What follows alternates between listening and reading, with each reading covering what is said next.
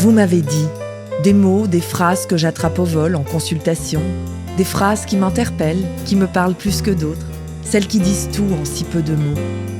Ensemble, écoutons ce qu'elles révèlent de nous, de nos relations, de nos vies. Je suis Amélie Boukobza, docteure en psychologie. Bienvenue dans Vous m'avez dit. Est-ce que c'est mal de ne Je pas suis en aimer train de tomber dedans. et à 100% Ne pas honnête? s'énerver devant Ça veut les dire enfants. accepter que Pas quelqu'un seul, est je parti. suis seul. Si on se sépare, j'aurais l'impression Sans nous, de le vivre temps les avance enfants. quand même.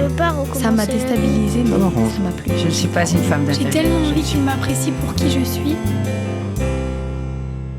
Vous m'avez dit.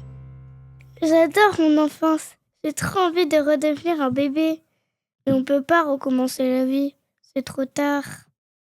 Et vous, l'avez-vous déjà senti, ce petit pincement, C'était bien quand même.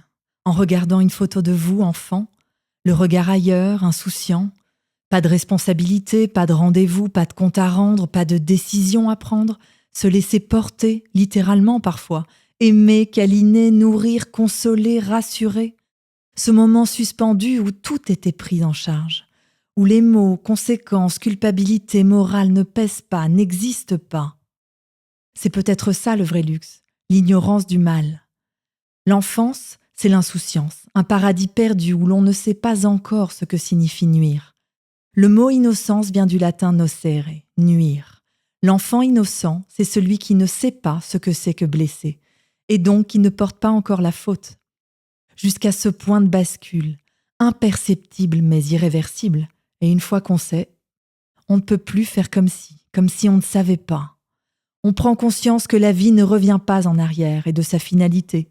Le temps ne fait que passer et va dans la même direction pour tous. Et cette conscience-là, de la finitude, de la responsabilité aussi, change tout. Et malgré toute notre volonté, on ne peut pas recommencer, refaire autrement, réparer. On comprend que certains mots restent, certains gestes blessent, certaines fautes ne s'effacent pas, que parfois c'est déchirant. On voudrait tellement, comme cet homme. Mon père est mort sans que j'aie pu m'excuser. Je lui ai dit des choses horribles. J'avais 19 ans et maintenant, il a haussé les épaules. Tellement recommencer. Mais on ne recommence pas. On vit avec. C'est ce que l'humanité tente de faire depuis des millénaires. Vivre avec la conscience de ses fautes. Les religions, la philosophie, la psychanalyse, toutes s'y sont attelées. Comment faire avec ce qu'on a fait ? Un jour, on comprend qu'on ne peut pas traverser la vie sans jamais faire de mal, même sans le vouloir. Alors comment vivre avec ça ? Que faire ? Peut-être commencer par ne pas tout porter tout le temps, reconnaître sa part, demander pardon là où c'est encore possible. Parce qu'il y a des fautes qu'on peut réparer, et d'autres qu'on ne peut que pleurer. Mais entre les deux, il y a peut-être un espace, un lieu intime, un lieu symbolique où l'on peut déposer ce qu'on porte, demander à l'autre s'il peut entendre, comprendre, peut-être même pardonner. Et si on ne peut pas recommencer la vie, peut-être apprendre à ne pas porter toute la faute, comprendre que même si on ne peut pas redevenir un tout petit, on peut essayer de se réconcilier avec l'enfant qu'on a été, lui reparler, le réapprivoiser, lui dire qu'on a fait ce qu'on a pu, et continuer la vie devant soi, pas le choix, en se tenant la main. À celles et à ceux qui aimeraient tellement se faire un retour dans le passé, mais qui ne trouvent pas la marche arrière, avanti. C'était Vous m'avez dit. On se retrouve dimanche prochain à 20h ou en replay. Musique composée par Jean-Manuel Jiménez.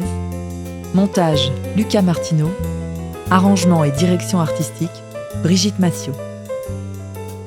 Si ça vous a plu, pensez à mettre des étoiles et abonnez-vous pour ne rater aucun épisode.